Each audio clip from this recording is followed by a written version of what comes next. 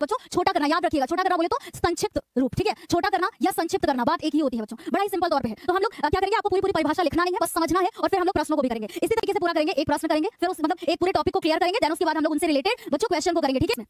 तो समास का अर्थ क्या होता है, मैम अभी आपने बताया कि समास का अर्थ है संक्षिप्त करना। बिल्कुल कमर की पेटी बांध के बैठिएगा आज और ये सोचिएगा कि जब तक की पूरी क्लास कर नहीं लेते हैं आज हिलने वाले नहीं है हम, है ना, आज हिलने वाले नहीं है हम सभी। तो बच्चों समास का अर्थ क्या होता है भाई, संक्षिप्त करना। संक्षिप्त करना बोले तो वही चीज मैंने अभी बताई, कॉपी पे बस इतना लिख लीजिएगा, छोटा करना, बड़े सिंपल शब्दों में, ठीक है, बड़े सिंपल शब्दों में। अभी उदाहरण देखते हैं हम लोग कि जब दो या दो से अधिक शब्दों को मिलाकर के, मतलब दो या दो से अधिक शब्दों को मिलाकर के एक शब्द बना लिया जाता है। मतलब क्या होता है कि भाई दो या दो से अधिक शब्द है, कई सारे मतलब शब्द हैं और उनको छोटा करके एक बना लिया जाता है, उसी को हम लोग क्या कहते हैं, उसी प्रक्रिया को बच्चों समास कहते हैं। तो मैं बड़ा क्लियर है, समास का अर्थ होता है छोटा करना यानी संक्षिप्त करना। जब दो या दो से अधिक शब्दों को छोटा करके एक शब्द बना दिया जाए वही समास होता है। जैसे उदाहरण में देखिएगा भाई, उदाहरण में देखिएगा, ठीक है, जैसे हम लोगों ने लिखा पांच तंत्रों का समाहार, तो क्या हो जाएगा पंचतंत्र, ठीक है, पांच तंत्रों का समाहार तो क्या हो जाएगा पंचतंत्र। ओके, अब देखिए पांच तंत्रों का समाहार यानी कि कई सारे शब्द हैं मैम यहाँ पर, तो बड़ा सिंपल है हमारे लिए समझना कि भाई पंचतंत्र हो गया आराम से, है ना। उसके बाद जैसे लिखा नीला है जो अंबर, तो नीला है जो अंबर इतना बड़ा ना बोल करके अगर हम उसको छोटा कर दे, है ना, छोटा करना ही समास कहलाता है। तो छोटे शब्दों में नीला है जो अंबर, मैम इसको छोटा करके क्या बोल देंगे, नीलांबर, ठीक है। जैसे पांच तंत्रों का समाहार तो क्या हो गया पंचतंत्र, है इस तरीके से। तो भाई क्या हो गया नीलांबर। अब मैम समझ में बहुत अच्छे से आ रहा है कि भाई समास होता क्या है, ठीक है ना। फिर उसके बाद चंद्रमा के समान मुख, तो क्या हो जाएगा हम लोगों का चंद्रमुख, है ना।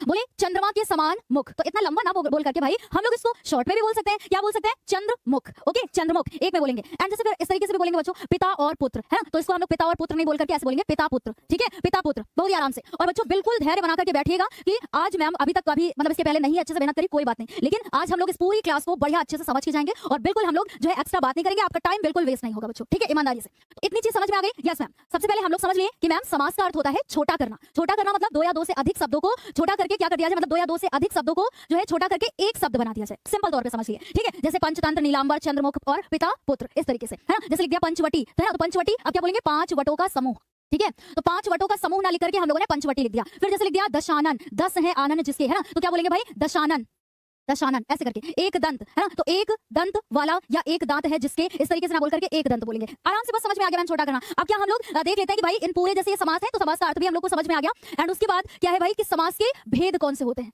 ठीक है। तो ये याद रखिएगा क्योंकि बच्चों बहुविकल्पी प्रश्न बनता है कि समास के कितने भेद होते हैं। तो कितने भेद होते हैं भाई समास के, यहाँ पर हम लोग इन भेदों में देखेंगे जैसे कि द्विगु समास, कर्मधारय समास, बहुव्रीहि समास, द्वंद्व समास, है ना, इस तरीके से हमारे होते हैं। लेकिन हमें हमारे सिलेबस के अकॉर्डिंग हमें 4 समास पढ़ने हैं। कितने समास पढ़ने हैं मैम, 4 समास पढ़ने हैं। कौन कौन से पढ़ेंगे हम लोग, द्विगु समास, द्वंद्व समास, कर्मधारय समास और बहुव्रीहि समास, ठीक है, ये हम लोग करेंगे। तो अब अगर हम लोग समास के भेद के अंतर्गत देख ले तो समास के भेद के अंतर्गत भाई क्या देखेंगे, द्विगु समास, ठीक है। द्विगु समास सबसे पहले देखेंगे।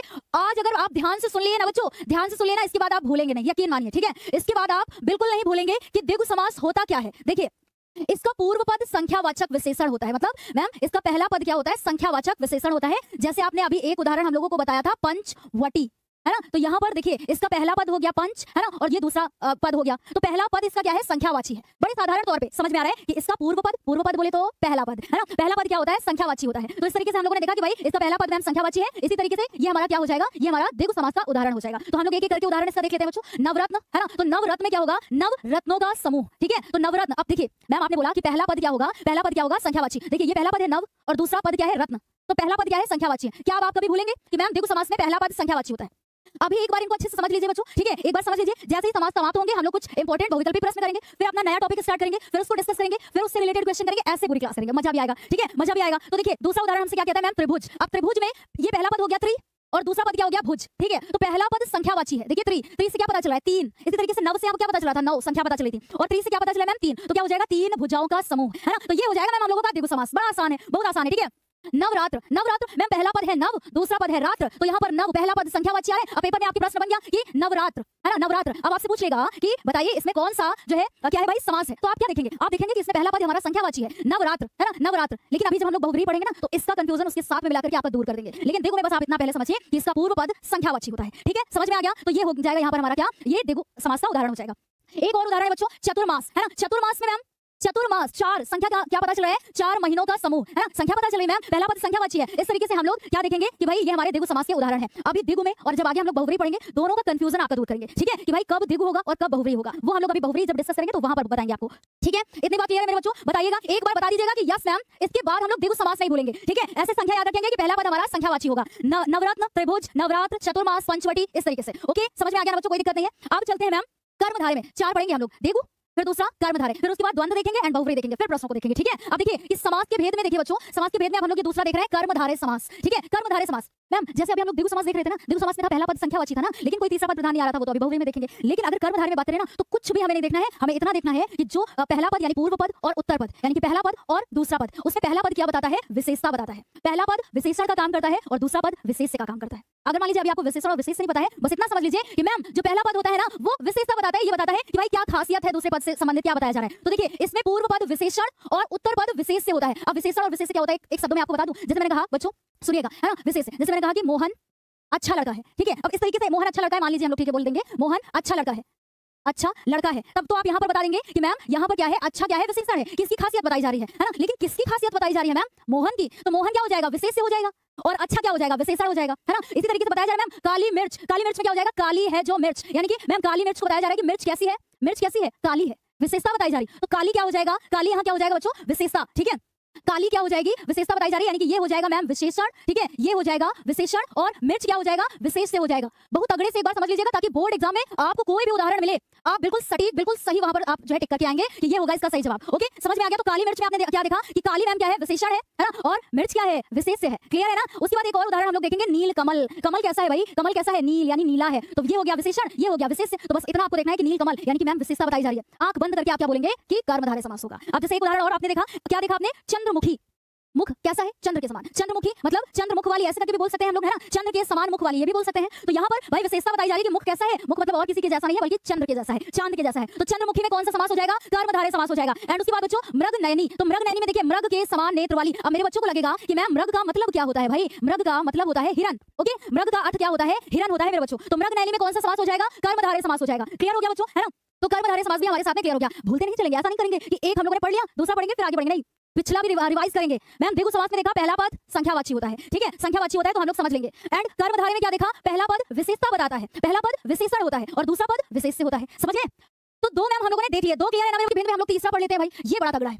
बच्चों को अक्सर कंफ्यूजन होती है, लेकिन ऐसा क्लियर करेंगे हम लोग कि मैम दोबारा कंफ्यूजन तो पक्का नहीं होगी। ठीक है, बहुव्रीहि समास, बहुव्रीहि समास क्या होता है मैम, इसमें क्या होता है बच्चों, ध्यान से सुनिएगा। इस समास में आए दोनों पदों को छोड़कर, जैसे मैंने अभी आपको बताया था ना कि दो पद होते हैं, एक पूर्व पद दूसरा उत्तर पद, यानी कि एक पहला पद और दूसरा क्या होता है, दूसरा पद, ऐसे करके। तो यहाँ लेकिन कह रहा है मैम बहुव्रीहि में कह रहा है कि इस समास में आए दोनों पदों को छोड़कर किसी तीसरे पद की प्रधानता रहती है। कैसे मैम, है ना, किस तरीके से भाई, बड़े ध्यान से सुनिएगा। जैसे मैंने कहा कि यहाँ पर हम लोगों ने एक मतलब ऐसे बोल दिया गिरिधर, ठीक है, गिरिधर।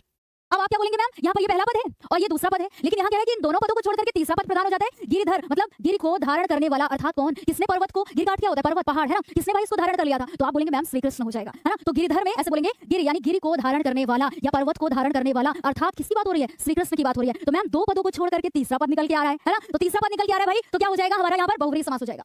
इस पे आ जाइएगा। कभी कभी बच्चे घबरा जाते हैं कि मैम ऐसे समझ में नहीं आया। सुनिए तो आपको क्या बताया जा रहा है, ये बोला जा रहा है कि दो पदों को छोड़ करके तीसरा पद क्या हो जाता है, प्रधान हो जाता है। जैसे मैंने कहा दशानन, है ना, तो आप बोलेंगे 10 है आनन जिसके, यानी 10 है मुख जिसके, अर्थात कौन, रावण। एक दंत मैंने बोला, तो एक दंत वाला या एक दांत वाला कौन, गणेश जी। इस तरीके से बच्चों, है ना। उदाहरण देखिए, फिर मैं आपकी एक यहाँ पर समस्या भी आपका समाधान करूंगी बच्चों, बहुत अच्छे से सुनिएगा क्योंकि कॉन्सेप्ट ही कॉन्सेप्ट मतलब क्लियर करके जाना है। ठीक है, अब देखिए पहला हमारा उदाहरण कह रहा है मैम दशानन। ठीक है, दशानन में आपने देखा 10 मुख है जिसके, अर्थात रावण की बात हो रही है। तीसरा पद निकल के आ रहा है मैम, एक उदाहरण जैसे हम लोगों ने देखा नीलकंठ, नीला है कंठ जिसका, अर्थात शिव जी की बात हो रही है बच्चों। ठीक है, फिर उसके बाद लंबोदर। अब ये पहला हमारा पद हो गया, ये दूसरा पद हो गया, है ना, लेकिन मैम यहाँ पर तीसरा पद निकल के आ रहा है लंबोदर में, लंबा है उधर जिसका, अर्थात गणेश जी, तीसरा पद निकल के आ रहा है। फिर एक उदाहरण देखा बच्चों गिरिधर, ये मिसप्रिंट हो गया, गिरि होगा। ठीक है, गिरिधर, तो गिरिधर में हम लोगों ने क्या देखा, गिरि को धारण करने वाले, अर्थात श्री कृष्ण।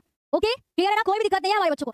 अब मैम इतना तो हम लोगों ने समझ लिया कि गिरि को धारण करने वाले अर्थात श्री कृष्ण, है ना। लेकिन अब मैम हमें ये तो क्लियर हो गया, दो पदों को छोड़ करके तीसरा पद प्रधान हो जाए वहां पर बहुव्रीहि समास होता है। लेकिन लेकिन लेकिन क्या मैम खास क्या है, क्या हमारे अंदर हमेशा कंफ्यूजन आ जाती है जिसकी वजह से हम पेपर में गलती ना करके आए। जैसे मैंने आपसे कह दिया, बहुत ध्यान से सुनिएगा, बहुत ध्यान से, ठीक है, बहुत ध्यान से अपने कंफ्यूजन को दूर कीजिएगा मेरे बच्चों, ताकि कोई भी अगर आपसे कोई उदाहरण देकर के पूछ लेना तो जिन्होंने ज्ञानोदय से पढ़ा है वो कंफ्यूज नहीं होंगे। कैसे, जैसे मैंने बोला कि एक दंत, है ना। अब बच्चों के अंदर जो हमारे बच्चे हैं कि उनको लगेगा कि मैम अभी तो आपने बताया था जिसमें क्या होता है, इसका कलर चेंज कर लूं, है ना, जिसमें क्या होता है कि पहला पद संख्यावाची होता है, वो तो हमारा द्विगु समास होता है। तो जैसे मैंने कहा कि एक दंत में बताइए बच्चों कौन सा समास होगा, तो आप क्या बोलेंगे, जिन्होंने अभी थोड़ा सा पढ़ा है उनको लगेगा कि मैम अभी आपने बताया था कि जो पहला पद होता है वो संख्यावाची होता है, तो मैम इसमें हमारी संख्या ही तो बता रहा है, तो द्विगु समास हो जाएगा। लेकिन फिर ये आपका बच्चों गलत हो जाएगा। ठीक है, ये गलत हो जाएगा, क्यों मैम, ऐसा कैसे, हमें ये भी तो देखना है कि मैम दो पदों को छोड़ करके तीसरा पद प्रधान हो रहा है, तो जिनमें एक दंत, जैसे पहला पद आपका हो गया एक और दूसरा पद हो गया दंत, ठीक है, ये दूसरा हो गया आपका पद, तो इन दोनों पदों को छोड़ करके ऐसे बोला जा रहा है एक दांत है जिसके, अर्थात गणेश जी की बात की जा रही है ना, किसकी बात की जा रही है बच्चों, गणेश जी की। ठीक है,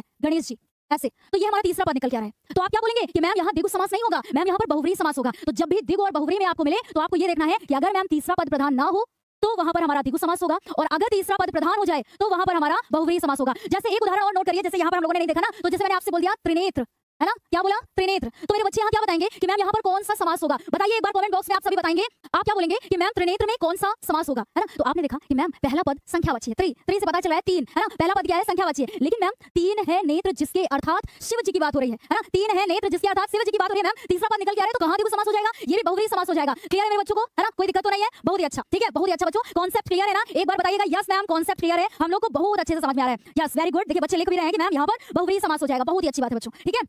आगे चलिए, अब क्लियर हो गई ना?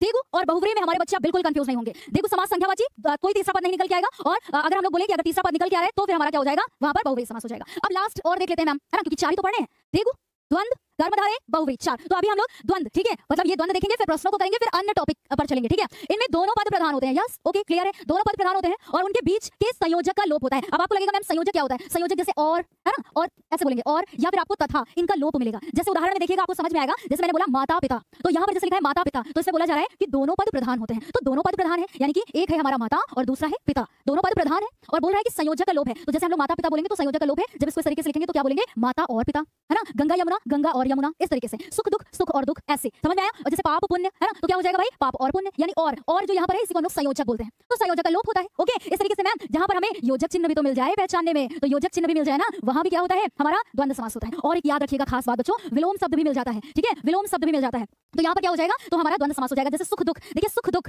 विलोम शब्द भी है, योजक चिन्ह भी आया है, और का लोप भी है, यानी संयोजक का लोप भी है। पहली बार पढ़ रहे हैं, कोई दिक्कत नहीं बच्चों, आज के बाद से तो नहीं भूलेंगे, ठीक है। पोल के लिए तैयार रहिएगा सर। अपना पराया, तो अपना पराया में क्या है, अपना और पराया, ओके, और का लोप है। अब हम लोगों ने ये देख लिया, अब हम लोग देखेंगे 1 सेकंड के अंदर रिवाइज कर ले। 4 बोला ना, द्विगु, कर्मधारय, बहुव्रीहि और द्वंद्व, इन 4 को हम लोगों ने देखा ना। द्विगु में क्या होता है, पहला पद संख्यावाची, लेकिन कोई तीसरा पद प्रधान नहीं, और कर्मधारय में क्या होता है, पहला पद विशेषता बताता है, ठीक है, विशेषता बताता है कि कैसा है। और फिर तीसरा कौन सा देखा, बहुव्रीहि समास। बहुव्रीहि समास क्या होता है भाई, जिसमें जो है दोनों पदों को छोड़ करके तीसरा पद प्रधान हो जाता है, वो बहुव्रीहि समास होता है। ओके, एंड चौथा कौन सा देखा बच्चों, द्वंद्व समास, जिसमें मैम दोनों पद प्रधान होते हैं, संयोजक का लोप होता है। यह सबसे खास बात हमें देखनी होती है कि मैम विलोम शब्द भी मिल जाता है और योजक चिन्ह भी लगा हुआ मिलता है, वही हमारा द्वंद्व समास होता है। चारों क्लियर हो गए मैम, इसके बाद से नहीं भूलेंगे।